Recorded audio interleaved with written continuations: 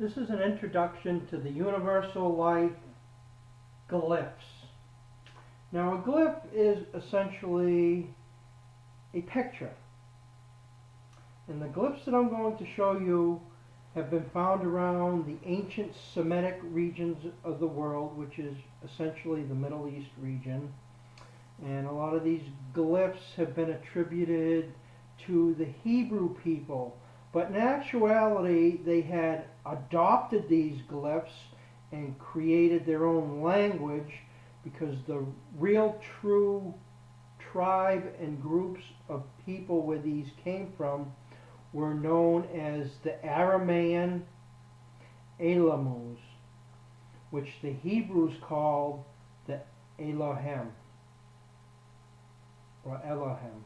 It all depends on how you want to pronounce it. There were different pronunciations in the beginning, and they had changed many times over the years. But I just wanted to show you how these glyphs all fit within what's called the flower of life pattern. And I'll show you this first one. This one here would be called the Mu, which had been always attributed to water, and it kind of looks like waves. But in actuality, it is believed that what this represents energy, but typically water. The thing about glyphs is, and the way it has been demonstrated through Egyptian hieroglyphs, is a glyph is actually a much more superior way of translating information because of how expansive it is. It's a lot more expansive than a letter, because there's meaning that's attributed to it. People get certain notions in their mind when they think of waves and water and energy and liquid and flow.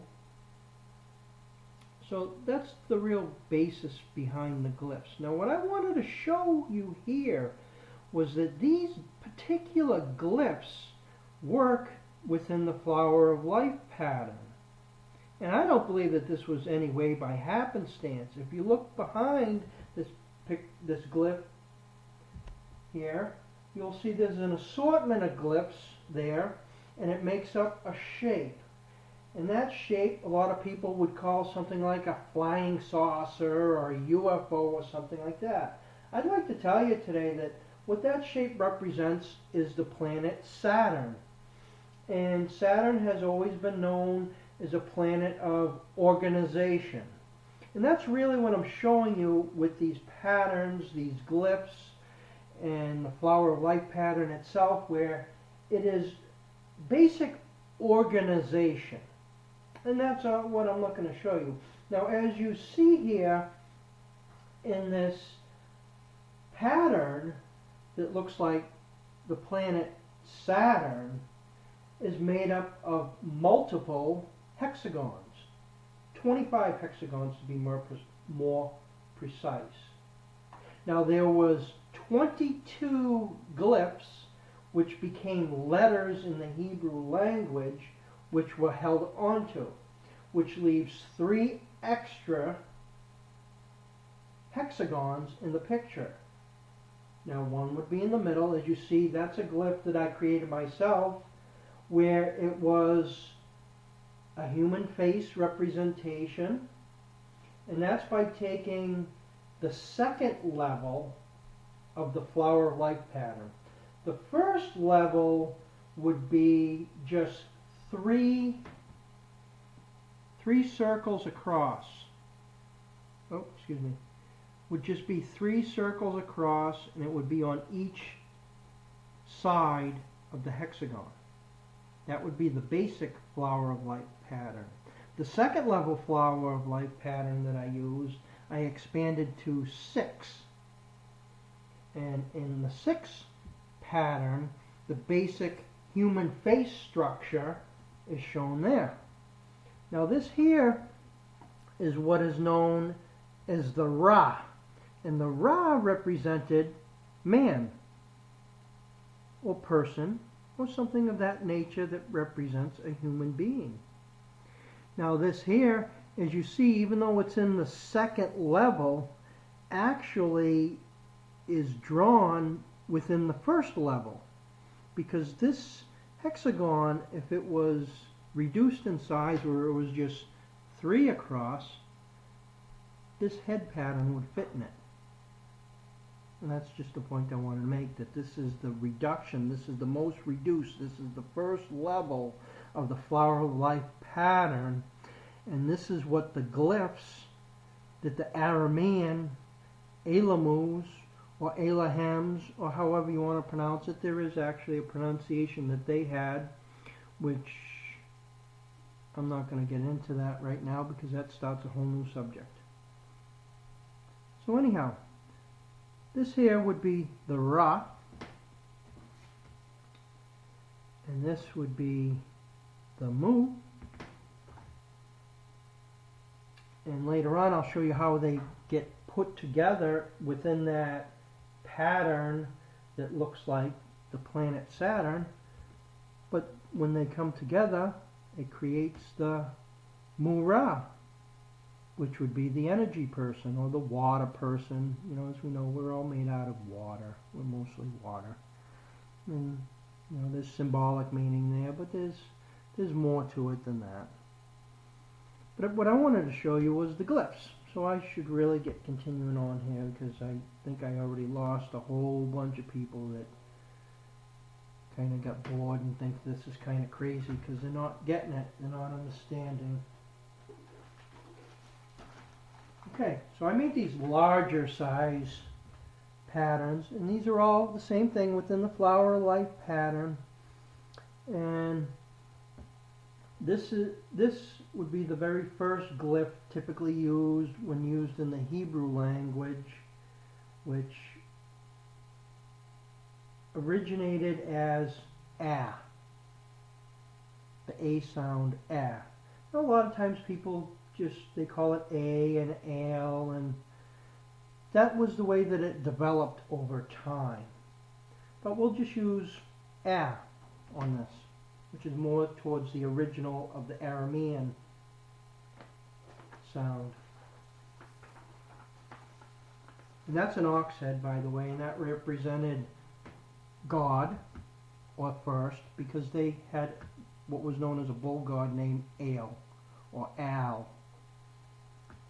Now this would be the Ba, which is a tent footprint, which this is the outlying tent wall and the way that it curves in, and this is the entranceway. And essentially that's what that head meant, was into, because as the picture represents, into. Now this here would be known as the Da, which is a door, which could also be interpreted as entrance, and similar type notions as that. And as you see, they all fit in the Flower of Life pattern. And there's a little bit more to it. I don't believe that the ancient people sat there and made the Flower of Life pattern even though they knew about it. Actually, how it came forward was in their weaving pattern of their baskets. And in another video I'll demonstrate that also. But I'll continue on. This has typically been known as the hay, but in the more ancient terms would have been known as Ah, which is the sound that like AH makes. And within these glyphs and within the alphabet that came out of it, there was actually 3 glyphs that had A sounds. The first one was the ox head, which was the A. This one is the Ah. And then the third one is an I shape, which I don't have readily available here, but the I shape makes the sound A, the strong A sound. So there was actually 3 A sounds, which I found kind of interesting when I had researched back and discovered that. So anyhow, I'll continue on.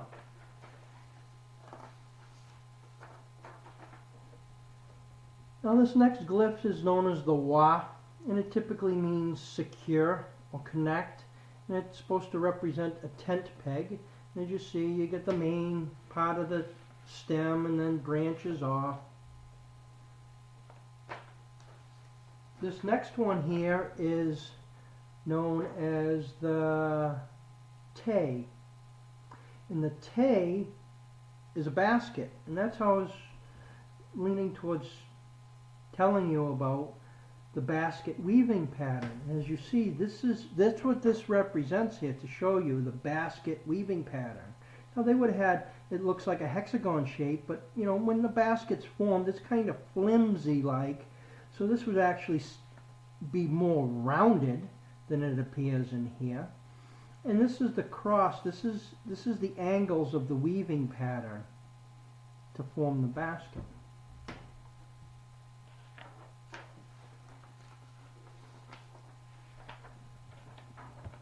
Now this here is the sa. And the sa is very interesting because the sa also was known at one time as sin. This is the original sin. Now a person would say, well, what do you mean by that? And well, this represents a fence post and the fence rails. Now we could imagine on our own how that really attributed, let's say in the Bible story about the original sin. That just maybe Cain had killed his brother Abel and hung him up on that fence post. Or maybe he took the fence post and beat him with it. I don't know. See, now this conversation is going off in a direction I didn't really want to take it.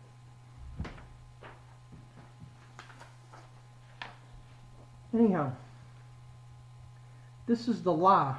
This is a shepherd's staff. And it means things such as to lead. This is the ka. This represents open hand, 4 fingers, open hand. And it means blessing.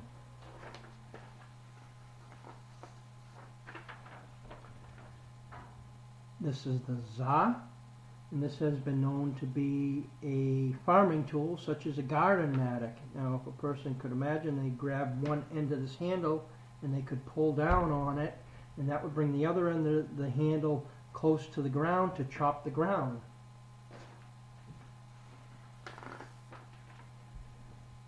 This is the ku, and the ku means reflection, and essentially what this shows is like a sun reflecting on water, and there's a horizon. It also could mean horizon.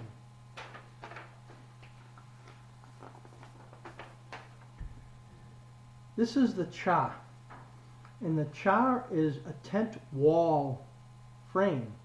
As you see, you have like a top rail and a bottom rail and side rails, and again it shows the weaving direction and weaving pattern that the Aramean Elamus most likely weaved their tents so that they were a lightweight type tent to transport, because they were a semi-nomadic people that would go and live up in the mountains in the summertime and come down into the lower areas in the wintertime.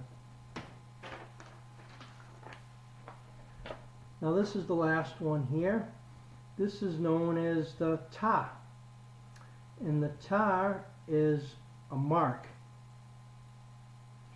and as you see, well, you have this direction here, and it's a mark. It's a covenant. That's what it means. And there's further meaning to it, but I'm not going to elaborate on too much of it right now. I end up going down roads I don't really want to go down. So there you have it. There's the introduction to the glyphs.